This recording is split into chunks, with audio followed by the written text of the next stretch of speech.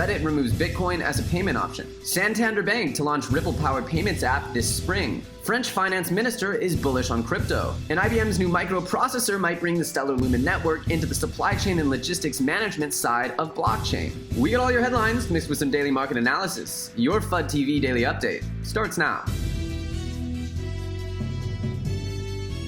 Diving in right now on the market cap, we can see that we are holding strong up slightly from yesterday at $342 billion, sort of holding just under this $350 billion total market cap. And as we can see, Bitcoin with a slight gain of just under 3% gains here. We have almost all the top coins besides EOS clocking small gains, just under 10%, nothing very much so above 5%, except for we have IOTA with a 6.5% gain. As we go down, the biggest gainer in the top 20 is easily Tron, followed up by Binance Coin, rounding out our top 20. Actually, that's the biggest gainer here. And as we see this news of Binance Coin locating itself in Malta, looks like they might be the first coin here to really retrace here and start hitting January highs. This is very exciting and quite clearly a product of the news that Binance Coin is going to be securely located in the island nation of Malta. We also have some amazing news that Binance will be introducing US dollar pairs. That's right, US dollar USD pairs, not USD Tether, but a real currency here that we'll be trading against in US dollar. And that's made possible by the relationship with the Malta government, when we've seen that this has been very much so reinforced by a tweet directly from the Prime Minister, Joseph Muscat, which is very encouraging for all BNB holders in the future of the Binance Coin project. As we hop over to the biggest gainers and losers, we can see that Tron and Binance are by far the biggest trading volume of the biggest gainers, followed shortly by Metal, Verge, Odyssey, Block Mason, and District 0x. As we can see, looking at the biggest losers, the biggest loser by trading volume is just above $5 million, and that is nothing compared to the $698 million that we see out of Tron and the Binance Coin with about a quarter of a billion in trading volume. These are huge, massive projects. So when you compare that, those are the gainers versus the losers here at about the 3 to 5 million range is the biggest losers. We can see that we're having a nice gain day and that the market's moving in a positive direction.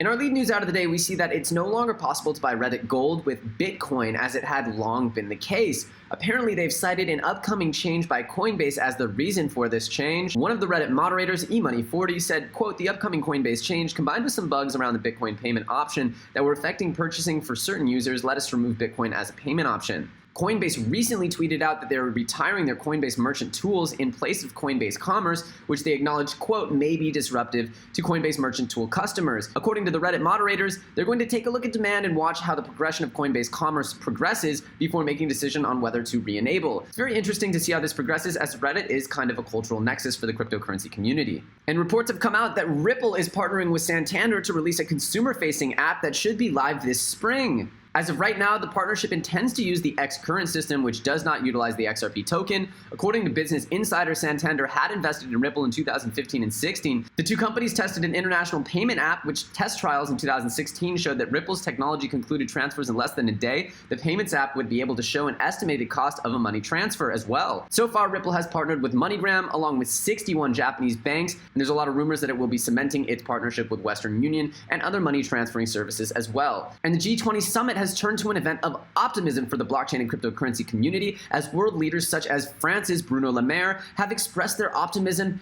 and excitement for the blockchain revolution. Using precisely those words, Bruno Le Maire said on his Twitter account, "We will not miss the hashtag blockchain revolution. France wants to be force of proposal to build the world of tomorrow. France, rocket." So as we see here, there's very much so a mixed bag of opinions here. While there's quite a bit of fear, or I guess caution, in how to approach this new world of virtualized assets, we see here that there's quite a bit of understanding that we are in the midst of a literal revolution in the way we handle and transfer assets. So get excited, because we have the world's most powerful and influential nations hopping on board piece by piece. First, we have the People's Bank of China. Then we have understanding within the US Congress. We have an ICO coming from Kevin O'Leary of Shark Tank. The world will very soon come to understand and respect blockchain-based assets. IBM has just released plans for a new microprocessor, or really a microcomputer, if you will, that is the size of your fingertip. It's absolutely tiny, has the processing capabilities of an early 90s computer, and can be produced for less than 10 cents. This kind of reminds us of some of the chips we've been hearing about being produced by,